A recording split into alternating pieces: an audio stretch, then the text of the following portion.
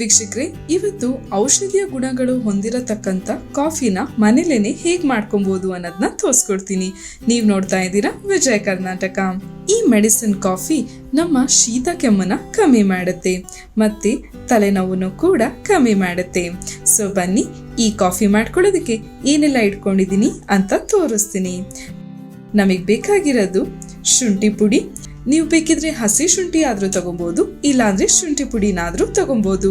Next ನಮಗೆ ಮೆಣಸಿನ ಪುಡಿ ಬೇಕಾಗತ್ತೆ, ಜೀರಿಗೆ ಬೇಕಾಗತ್ತೆ, ಆಮೇಲೆ ತುಳಸಿ ಎಲೆಗಳು 1-2-3, ಜೊತೆಗೆ ದೊಡ್ಡ ಪತ್ರೆ ಎಲೆ ತಗೊಂಡಿದೀನಿ ಒಂದ್ ಸ್ವಲ್ಪ ಬೆಲ್ಲ ಬೇಕಾಗತ್ತೆ, ಆಮೇಲೆ ಕಾಫಿ ಪುಡಿ ಬೇಕಾಗತ್ತೆ, ಕೊನೆಯದಾಗಿ 2 ಲೋಟ ನೀರ್ ಬೇಕಾಗತ್ತೆ.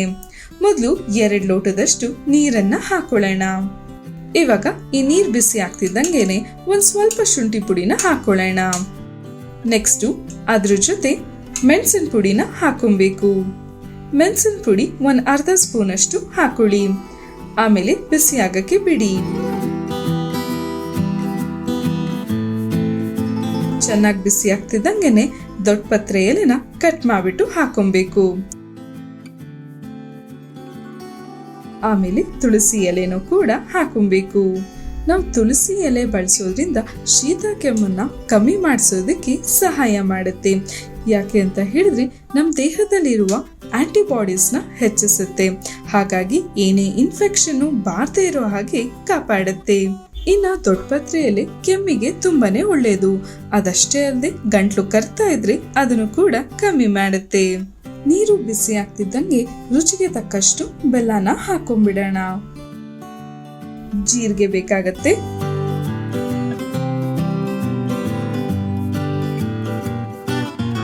ಈ ಎಲ್ಲ ಇಂಗ್ರೀಡಿಯೆಂಟು ಚೆನ್ನಾಗಿ ಬಿಸಿ ಆಗ್ಬೇಕು. 2-3 ನಿಮಿಷ ಬಿಸಿ ಮಾಡ್ಕೊಳ್ಳಿ. ಕಾಫಿ ಪುಡಿ ಹಾಕಾದ್ಮೇಲೆ 10-5 ಸೆಕೆಂಡ್ ಮಾತ್ರ ಬಿಸಿ ಆಗಕ್ಕೆ ಬಿಡಿ.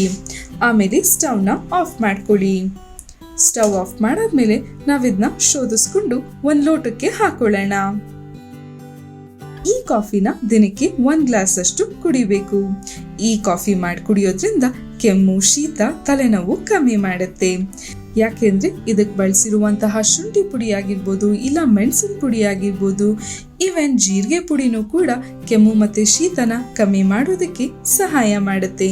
ಆಮೇಲೆ ಉಸಿರಾಟವನ್ನು ಆರಾಮಾಗಿ ಮಾಡೋದಕ್ಕೆ ಸಹಾಯ ಮಾಡುತ್ತೆ. ಈವನ್ ರೋಗ ನಿರೋಧಕ ಶಕ್ತಿಯನ್ನು ಕೂಡ ಹೆಚ್ಚಿಸುತ್ತದೆ. ಸೊ ನೀವು ಕೂಡ ಟ್ರೈ ಮಾಡಿ ನೋಡಿ. ಮುಂದಿನ ಸಂಚಿಕೆಯಲ್ಲಿ ಇನ್ನೊಂದು ಟಿಪ್ಸ್ ಬಗ್ಗೆ ತಿಳಿಸ್ಕೊಡ್ತೀನಿ. ಈ ವಿಡಿಯೋ ಇಷ್ಟ ಆದಲ್ಲಿ ಲೈಕ್ ಮಾಡಿ, ಕಮೆಂಟ್ ಮಾಡಿ, ಶೇರ್ ಮಾಡಿ. ಇನ್ನು ವಿಜಯ ಕರ್ನಾಟಕ ಚಾನೆಲ್ನ ಸಬ್ಸ್ಕ್ರೈಬ್ ಮಾಡಿಲ್ಲ ಅಂದ್ರೆ ಸಬ್ಸ್ಕ್ರೈಬ್ ಮಾಡೋದಕ್ಕೆ ಮರಿಬೇಡಿ.